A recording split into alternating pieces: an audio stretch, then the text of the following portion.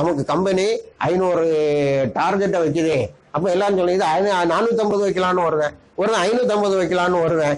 எல்லாரையும் கேட்டுட்டா அவன் என்ன செய்யறான்? ஆட்டோமேட்டிக்கா இல்ல இன்வால்வ் ஆகிறான். அதுக்கு தான் அல்லாஹ் என்ன செய்யறான்? சூறாவை கொண்டு வரான். சூறாவை கொண்டு வந்து உங்களுக்குள்ளால கலந்தாலோசனை செய்து கொள்ளுங்கள் என்று சொல்றான். ஆனா அல்லாஹ் ஹலால் ஆக்கின விஷயத்திலேயும் ஹராம் ஆக்கின விஷயத்திலேயும் கலந்தாலோசித்து ஹலால ஹராமாவும் ஹலால இதாவும் ஆக்க முடியாது.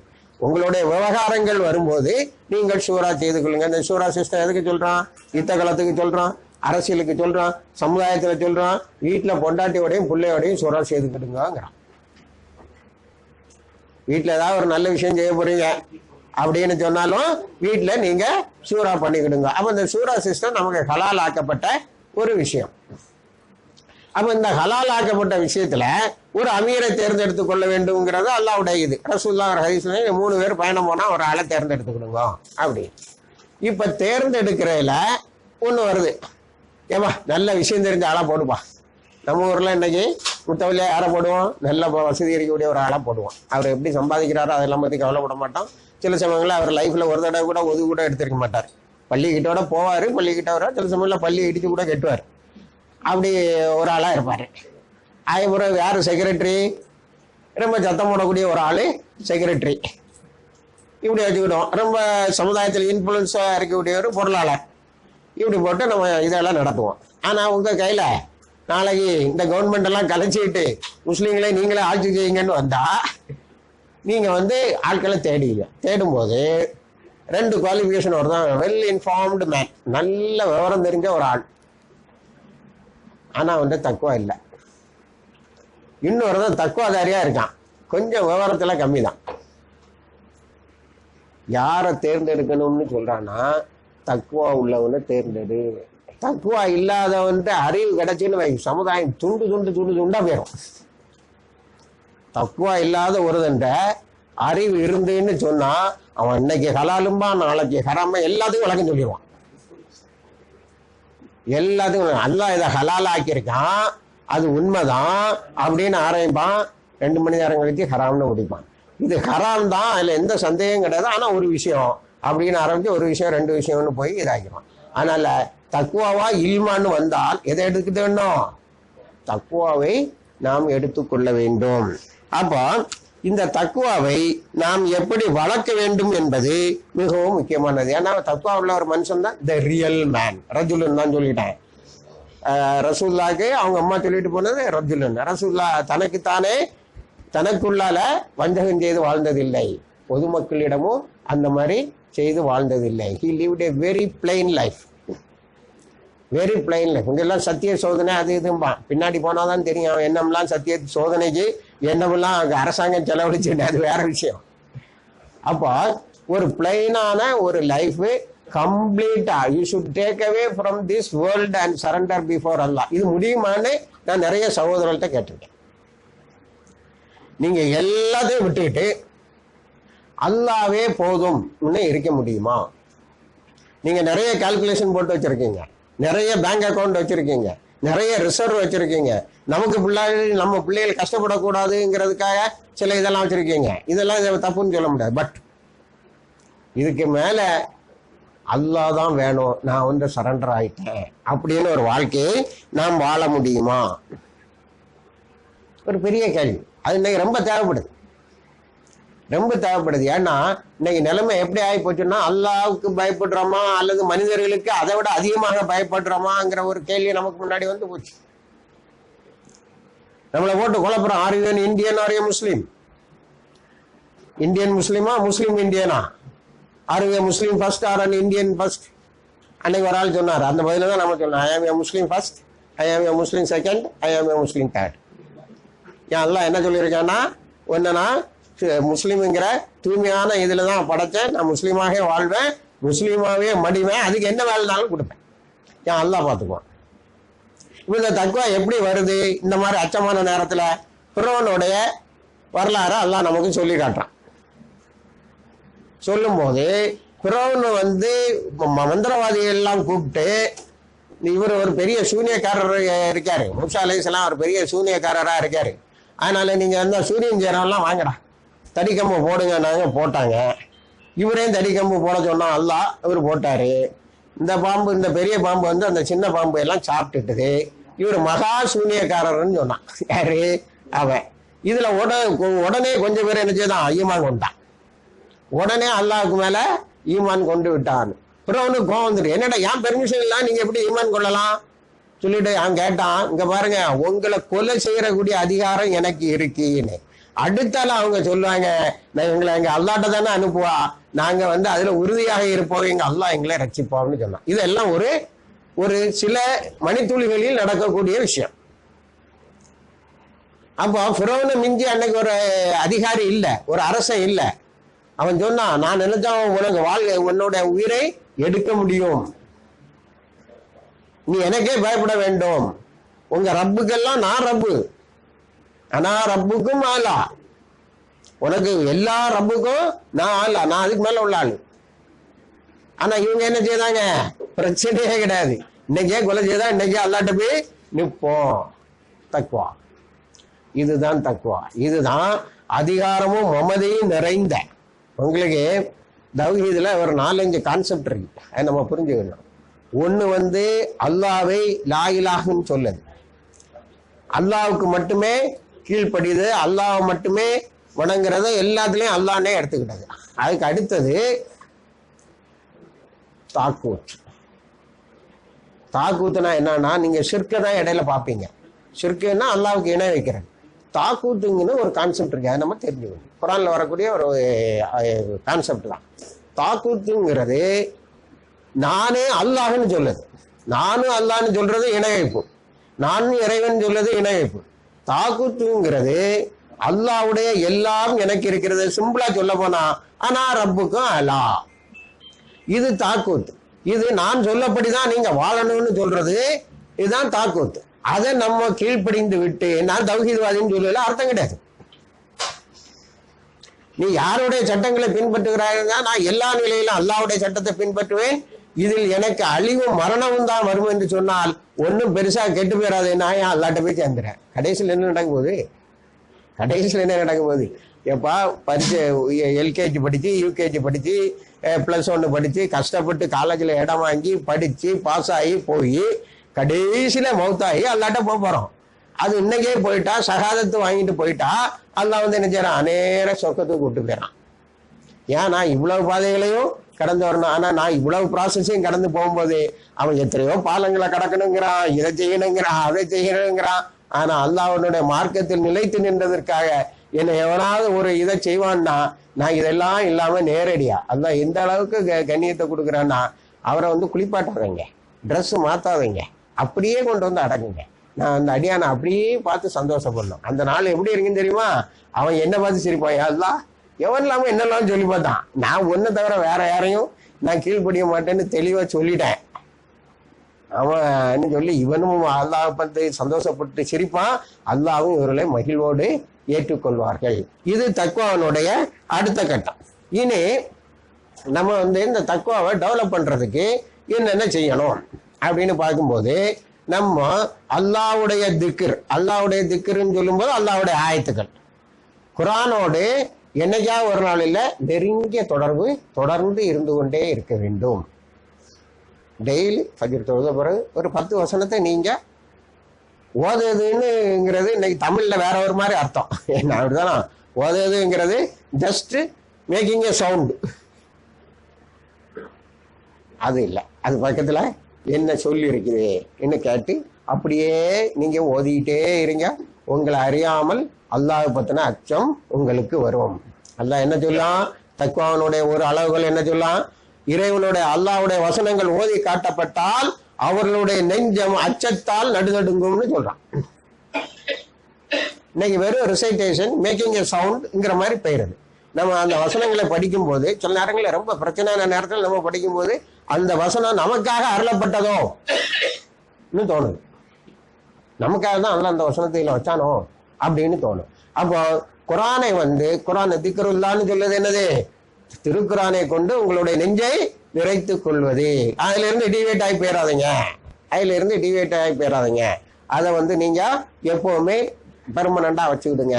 தொழுகையில் பேணுதலாக இருங்கள் ஒண்ணு, ரெண்டாவது, நீங்கள் தொழுகையில் ஓதக்கூடிய வசனங்களுக்கு அர்த்தம் தெரிந்து ஓதுங்கள். இப்போ பரபரப்பான வாழ்க்கை அப்படிதானா? எல்லாருக்கும் டார்கெட் இருக்கு. டார்கெட் இல்லாதவங்க யாரும் இல்லை. சும்மா இருக்கவெல்லாம் ப்ராஜெக்டை போட்டுக்கிட்டான், டார்கெட்டை வச்சுக்கிட்டான். அப்படித்தானா? நமக்கு வசதியா இருக்கணும்னு ஒரு ப்ராஜெக்ட் இருக்கும், ஒரு டார்கெட் இருக்கும். அது கம்பெனி ஒரு டார்கெட் கொடுத்துருப்பான். இப்படி நிறைய டார்கெட் இருக்கு. இந்த பரபரப்பான வாழ்க்கையில ஹவு டு கெட் செக்லூஷன். ஏதாவது 11 மாசம் பரபரப்பா இருந்து 12வது மாசம் பள்ளியில் போய் படுத்துங்கன்னா ஈஸியா இருந்திருக்கும்.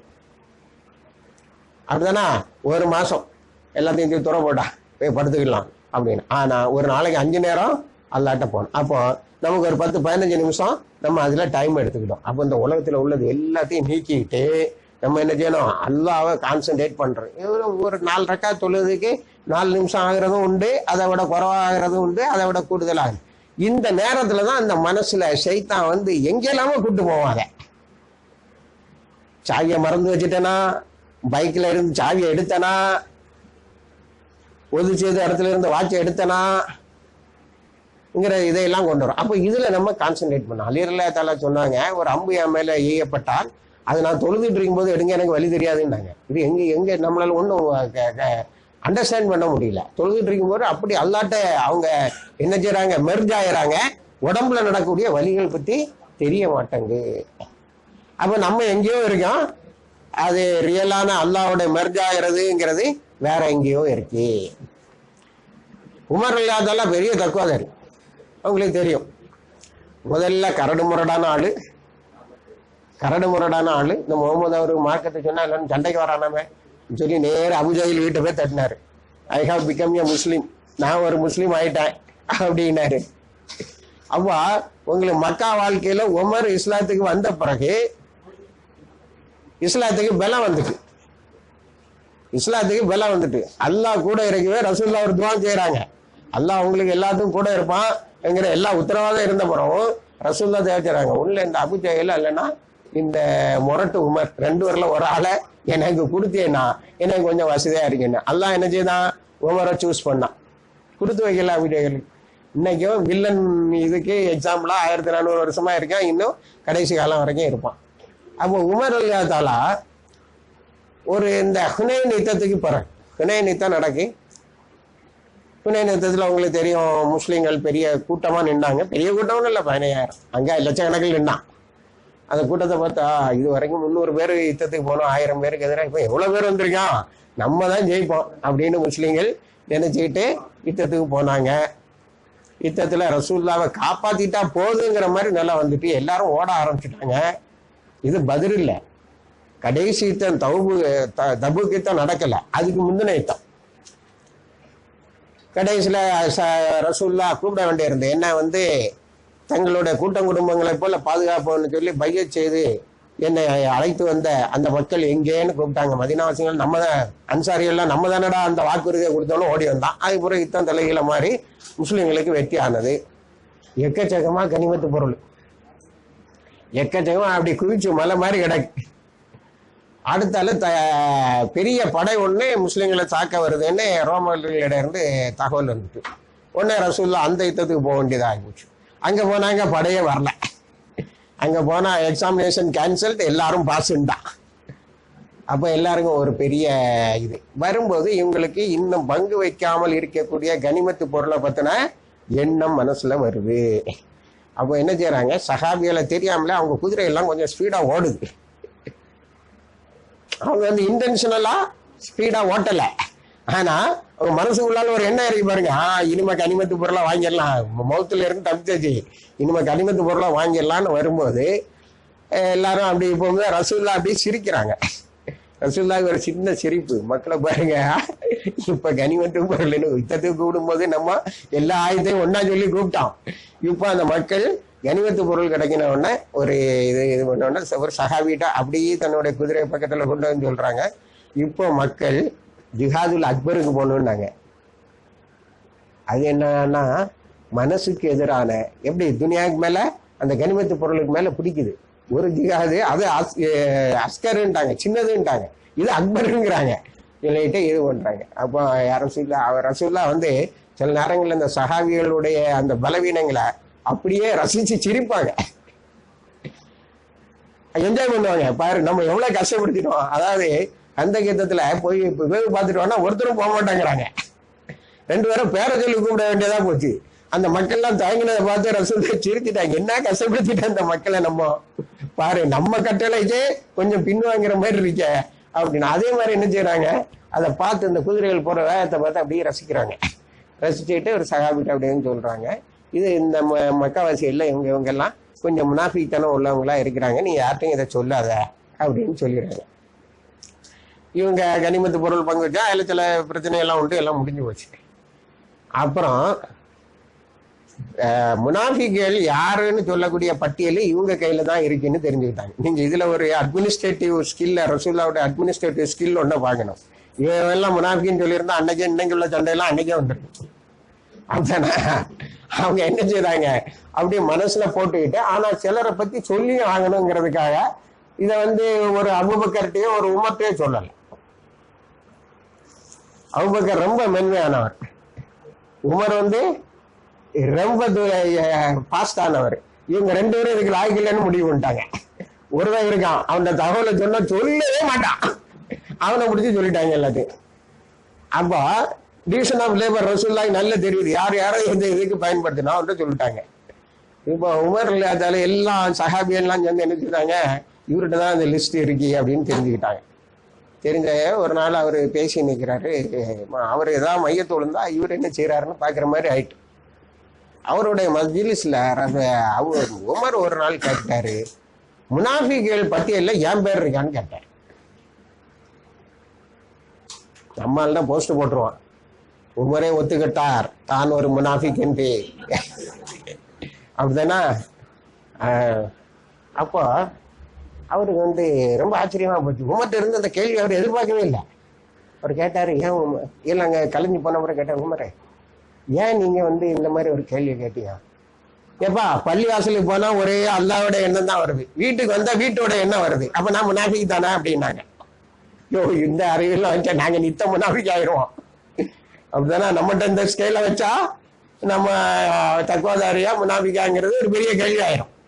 அப்படி நாங்க நீங்க தக்குவா உள்ளவர்களுடைய இதுலதான் இருக்கிறீங்க, அதுல உங்க பேர் இல்லை, அதுதான் காப்பாத்தினா. ஏன்னா அவன் உள்ளத்தில் உள்ளதையும் பார்ப்பவன். அவன் இந்த மாதிரி தன்னை பரிசோதித்துக் கொள்வார்களே, அது தக்குவானுடைய முக்கியமான ஒரு பகுதி. டெய்லி நம்ம படுக்க போற முன்னாடி இன்னைக்கு அல்லாஹ்வுக்கு ஒப்புதல் இல்லாத எவ்வளவு வேலைகளை செய்யணும். நம்ம லைஃப்ல எல்லாத்துக்கும் பிளான் பண்றோம், ஒரே ஒரு விஷயத்துக்கு மட்டும் பிளான் பண்ண டைம் இல்லை. அது என்னன்னா, how far we are a good முஸ்லீம்ங்கிறத பிளான் பண்ணதுக்கு டைம் இல்லாம போச்சு. நம்ம எல்லாம் நிறைய பக்கம் பக்கமா படிக்கிறோம், பக்கம் பக்கமா இப்போ வெத்தலை தடை வரதான் இப்படியே பார்த்துக்கிட்டு இருக்கிறாங்க எல்லாரும். அதுல நம்ம என்ன செய்ய முடியும், வேற வழி இல்லை, குரான் ஆயிடுச்சு அதுல இடையில வச்சோம், கொஞ்சம் இதையும் பார்த்துக்கப்பா அப்படின்னு. அப்போ ஒரு 10 ஆயத்தை படிக்கிறதுக்கு அவங்களுக்கு இது இல்லை. நீங்க பிராக்டிக்கலா பண்ணி பாருங்க. ஒரு ஒரு மாசத்துக்கு தொடுத்து குரானோட சில வசனங்களை ஒரு 10 நிமிஷம் செலவழித்து பாருங்க. நீங்க உங்களை அறியாமலே பள்ளியோடையும் அல்லாஹ்வோடையும் கொஞ்சம் அட்டாச் ஆன மாதிரி ஃபீல் பண்ணுவீங்க. அதுல இருந்து வெளியில வரும்போதெல்லாம் சைத்தானுடைய எண்ணங்கள் நம்ம இதுல வரும். இப்போ நான் ஆப்போசிட் ஆஃப் தக்குவாவை சொல்லிட்டேன். கிபிரு நம்மகிட்ட இருக்கக்கூடாது, ஈகோயிசம். இந்த ஈகோ ரொம்ப வளர்ந்துன்னு சொன்னா நம்ம அல்லாஹ்வுக்கு பயப்படுவதை விட அதிகமாக மனிதர்களுக்கு பயப்பட தொடங்கிடுவோம். அதான் இப்ப நடந்துகிட்டு இருக்கு. அடுத்து நம்ம தம்பி நமக்கு தலைப்புல சொல்லியிருக்காரு, வியாபாரத்தில் பொலிட்டிக்கல் லைஃப்ல எப்படி தக்குவா செயல்படுது. இப்போ நம்ம வியாபாரம் செய்யறோம், எல்லாரும் பிசினஸ் பீப்புள்னு சொன்னான். அல்ஹம்துலில்லாஹ், அல்லாஹ் ஹலாலாக்கின ஒரு இது. அதுல தக்குவா வர்றதுக்கு எல்லா வசதியும் உண்டு. ஏன்னா அடிக்கடி அதுல லாஸ் வந்துருமோன்னு ஒரு பயம் வரும். உடனே என்ன செய்வோம், அல்லாஹ் இதுல நஷ்டம் வந்துடக்கூடாதுன்னு போவோம். அப்படின்னா அல்லாஹ்வுடைய கான்செப்ட் எப்படின்னா, நான் பாவமே செய்யலைன்னு இருமாப்போட இருக்கேன விட பாவம் செய்துக்கிட்டு தௌபா செய்வேன் நல்லவன்னு சொல்றாங்க. அப்படித்தானா? அப்போ அல்லாவே சொல்றான், நான் உங்களை நீங்க எதெல்லாம் அதிகமா விரும்பியலோ அதுல எல்லாம் நான் சின்ன டெஸ்ட் பண்ணுவேன், உங்களுக்கு நஷ்டத்தை ஏற்படுத்துவேன். என்னத்தை தொழுதுன்னு தெரியுமா, கடைசியில் அது நடந்துதானே போச்சுன்னு சொல்றானா?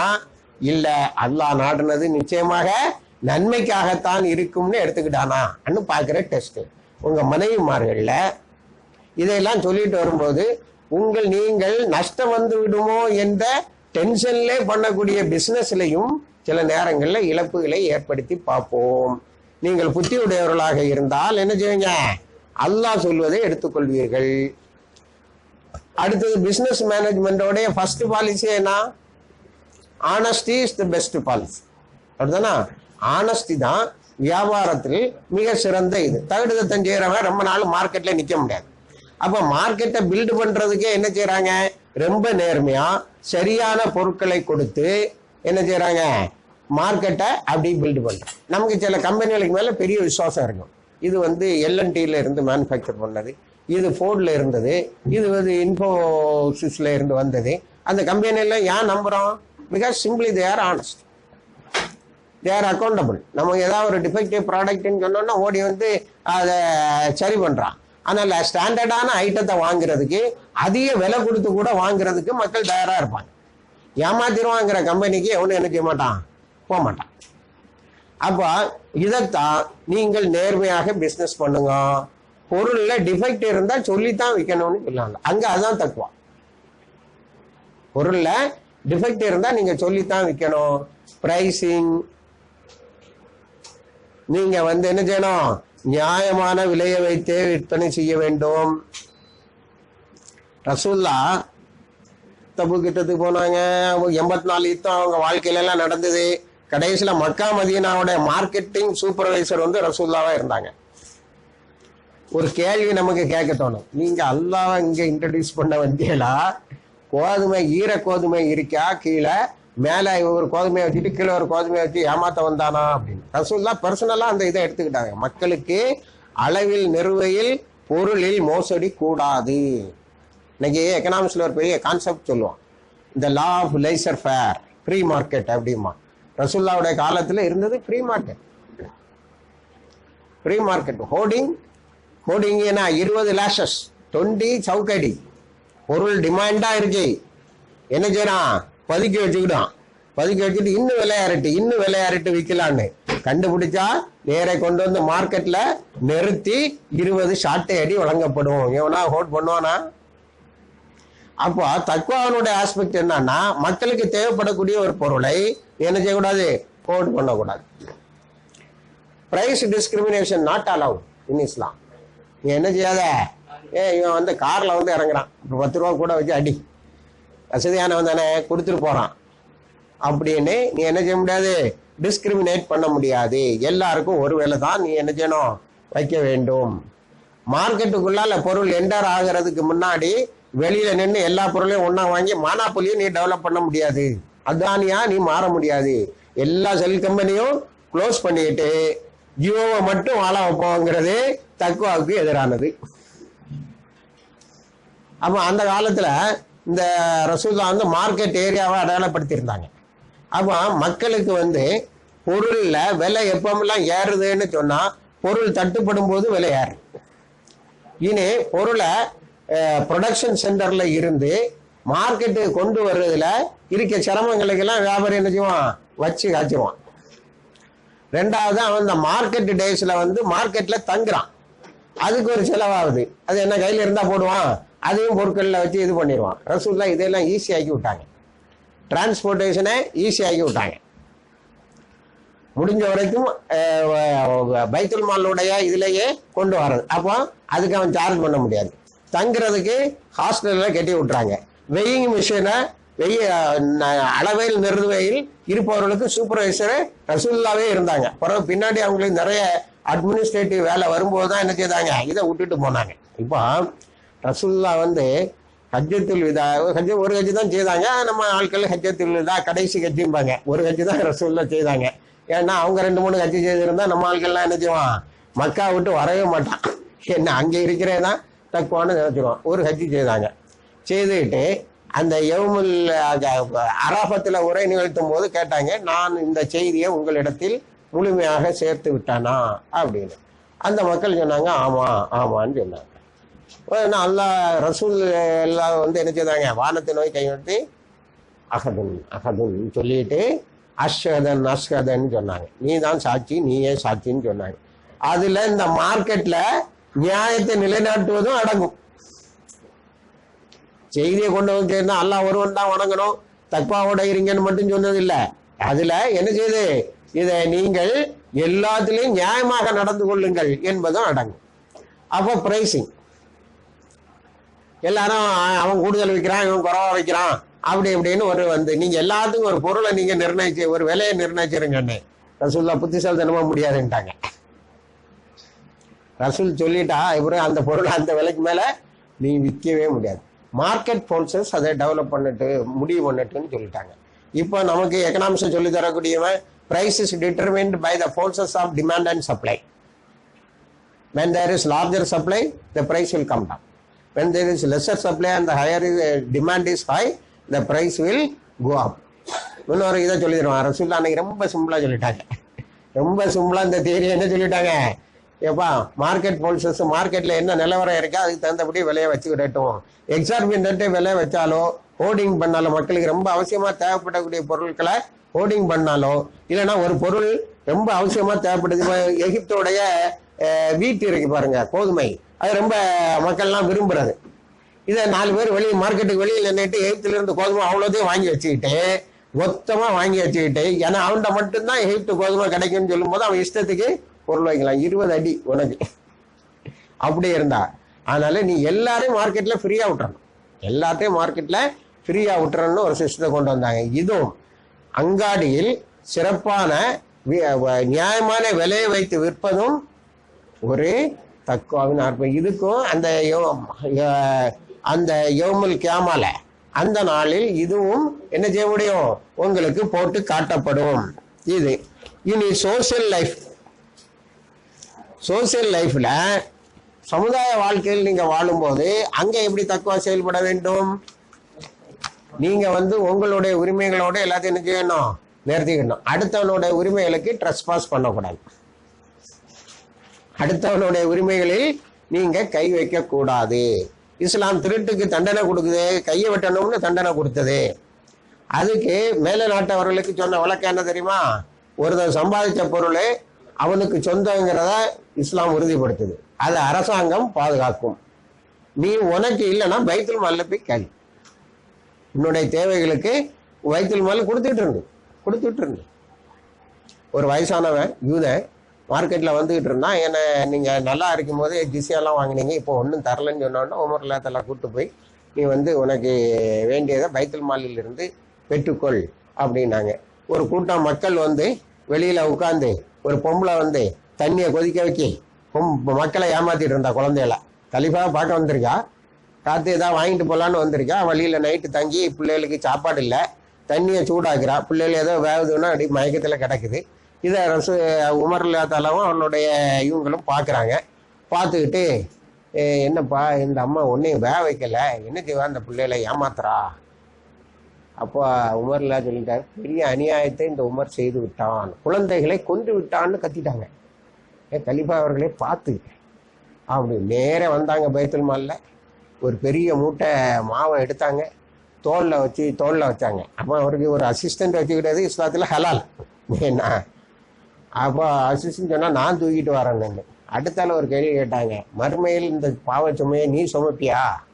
அங்கே நான் தான் சுமந்தாகணும். அதனால இங்கே சுமந்தோம்னா அங்கே அல்லா என்ன செய்வான், கூட்டுருவான். கொண்டு சாப்பாட்டுக்கு ஏற்பாடு பண்ணி இதை நீ சமைச்சு சாப்பிடுமா அப்படின்னா அந்த அம்மா சமைச்சு சாப்பிட்டுக்கிட்டு என்னம்மா உன்னோட பயணத்தின் நோக்கம் என்ன? அதான் அந்த கலிஃபா பார்க்க வந்தேன். ஆனால் அந்த கலிஃபா உமர் இருக்க இடத்துல நீங்க இருந்திருந்தா நல்லா இருந்திருக்கும் அப்படின்னு நான் சொல்லுவேன். ஏன்னா அப்போ டிவி ஃபேஸ்புக் எல்லாம் இல்லை, கலிஃபா இவர் தான்னு காட்டுறதுக்கு. அப்போ அது பார்த்தது இல்லை. அது என்ன சொல்லி தெரிஞ்சுன்னா, அந்த ஆள் இருக்கக்கூடிய இடத்துல நீங்க இருந்தா நல்லா இருக்கும்னு. அப்போ உமர் இன்டைரக்டா அவர் பதில் சொன்னாரு, நாளைக்கு நீங்க கலிஃபா பார்க்க வரத்துல அந்த இடத்துல இவரை பார்க்கலாம் அப்படின்னு சொல்லிட்டு திரும்பிட்டாங்க. அப்பதான் அது பார்த்து ஐயோ கலிஃபாவே தூக்கிட்டு வந்திருக்காரு. அப்போ நீ என்னுடைய சுமையை நீ சுமப்பாயா கேட்கறது ரூலருடைய என்னது அரசியல்ல தக்குவா. ஒரு ஆட்டுக்குட்டி செத்து கிடந்தாலும் அதற்கு நான் பதில் செய்வோம். மனுஷன் செத்து கிடக்கான், ஒருவேளை என்னன்னு கேட்க மாட்டேங்கிறான். கொலை செய்வதற்கு பல அமைப்புகள் பல 100 ஆண்டு காலமாக வேலை செய்து கொண்டு இருக்கிறது. அப்போ ஆட்டுக்குட்டி அரைச்சாப்பிடலாம் தானே, செத்தா என்ன கையில். ஒரு ஆட்டுக்குட்டி பட்டினியால் செத்து போனால் கூட அது குறித்து நாம் பதில் சொல்ல வேண்டும். அப்போ ஆட்சிக்கு எவனா வருவானா, எவனாவது ஆட்சி பொறுப்புல இருப்பானா, அதுக்கு வருவானா? வரமாட்டான். இப்ப இதுக்கெல்லாம் பதில் சொல்ல நமக்கு முடியாது. அரசாங்கத்தினுடைய அதிகார பதவியில் 1 மணி நேரம் நியாயமாக நடந்து கொள்கின்ற ஒரு ஆட்சியாளன் 100 வருடம் அல்லாஹ்வை தொழுவதற்கு சமமாவான். இதுல பல பொருள் இருக்கு. இதுல பல பொருள் இருக்கு. அதிகாரத்தில் இருந்தா 1 மணி நேரம் நீதியா இருக்கிற ரொம்ப கஷ்டம். கொண்டாட்டியும் சொல்லும், அவங்களுக்கு தான் அவங்கள கொடுங்களேன் அப்படின்பா.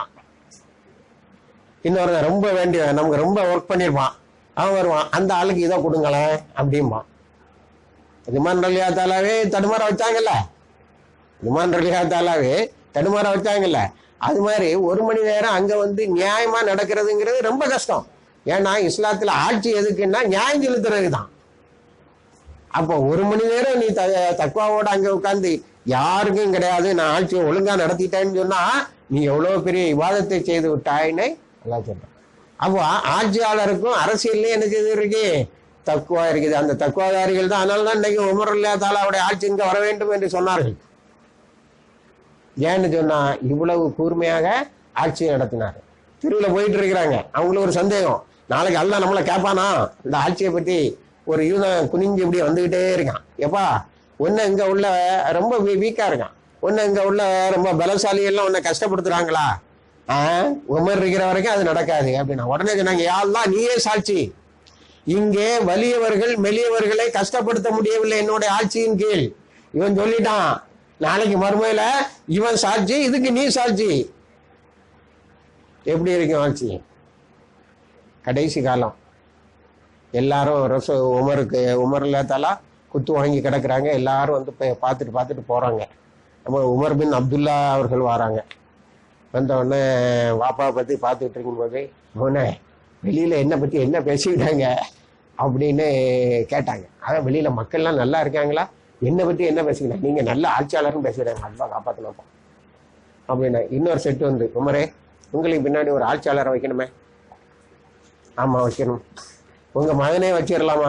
எப்பா கத்தாபின் குடும்பத்தில் ஆட்சி பொறுப்பில் இருந்ததற்கு பதில் சொல்வதற்கு நான் மட்டும் போதும், என் மகனையே அதுக்கு நீங்க ஆளாக்கி விடாதீர்கள். கத்தா குடும்பத்துல ஒருதம் போதியா? அங்க உள்ள கேள்வி கணக்கு உங்களுக்கு என்னன்னு தெரியுமா? முடியாது. கத்தா குடும்பத்துல ஒருதம் போதியா? முதல்ல தயவு செய்து விட்டுருங்க. அவனு வந்து அதுக்கு பதில் சொல்லிட்டு இருக்க வேண்டாம். இன்னைக்கு என்ன நடக்கு, மௌனுக்கு தான், பேரனுக்கு தான், என் பேத்திக்கு கல்யாணம் ஆயிட்டு அவளுக்கு பறக்கிற மௌனுக்கு தான் அடுத்த எம்பி சீட்டு, அதுக்கு பிறகுதான் உனக்குன்னு. இந்த அச்சத்தோடு ஆட்சி நடத்த முடியும் என்று சொன்னா எவனாவது அந்த பதவிக்கு வருவானாப்பா? ஓடி போயிடுவான். பிலால் ரலியல்லாஹு தஆலா எதுக்கு இதை விட்டு ஓடினாங்க, மதீனா விட்டு? எங்க கனிமத்து பொருள் வந்தாலும் நல்லதெல்லாம் அவங்களுக்கு வருது, அவங்களுக்கு ரொம்ப கஷ்டமா போச்சு. ஏண்டா ரசூலுல்லாஹ்வுடைய காலத்துல அப்படியெல்லாம் கஷ்டப்பட்டோம், அது ரொம்ப இன்ட்ரெஸ்டிங்கா இருந்து. இது என்னன்னா எல்லாமே நல்ல பொருளா வந்துகிட்டு இருக்கே. கூப்பிட்டாரு கலிஃபாவை, இங்க பாரு நீ அனுப்பின பொருள்ல ஒரு முடியின் அளவு கூட நான் எடுக்கல, நான் போறேன்னு சாமிக்கு போயிட்டாங்க. ஏன்னா இவனை பிடிச்சி உலகத்துல தள்ளிடுவானு போல தெரியுது அப்படின்னு. அப்ப இதுதான் தக்குவா.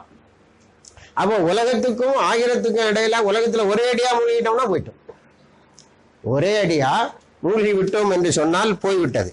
சகோதரர்களே, டீயை குடிக்குமா? இப்போ அவன் இந்த நாட்டு நடப்புகள்ல தக்குவா அப்படின்னு கேட்கறான். அதை நம்ம அடுத்த இதுல நீங்க குர்ஆனை படிக்கும் போது உங்களுக்கு ஒரு உண்மையை தெளிவுபடுத்தப்படும்.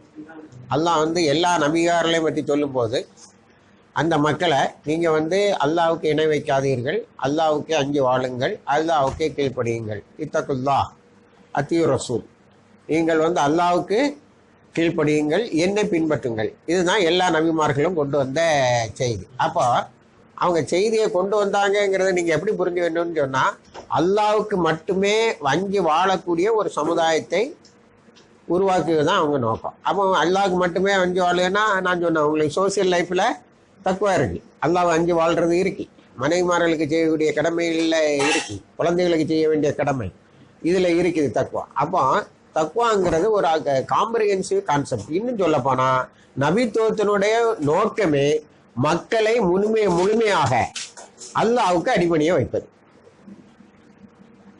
அப்ப இல்ல லா இலாஹ இல்லல்லாஹுன்னு சொல்லிட்டு நம்ம இஷ்டம் போல இருக்கலாம்னு முடியாது.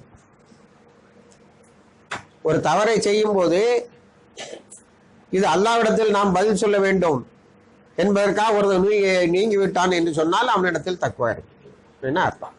அப்ப இப்போ இந்த தக்குவாவுடைய கூட்டத்தை பெருமானார் ஸல்லல்லாஹு அலைஹி வஸல்லம் அவர்கள் பெரிதாக உருவாக்கிய பின்னால் அவர்களுக்கு எதையுமே சாதிப்பது ரொம்ப எளிதாகிவிட்டது. ஒரு சிச்சுவேஷனை நீங்கள் கொஞ்சம் அது கொஞ்சம் ப்ராக்டிக்கலாக இருக்குமா, அது நடக்குமாங்கிறது நம்ம கொஞ்சம் இது பண்ணி பார்ப்போம்.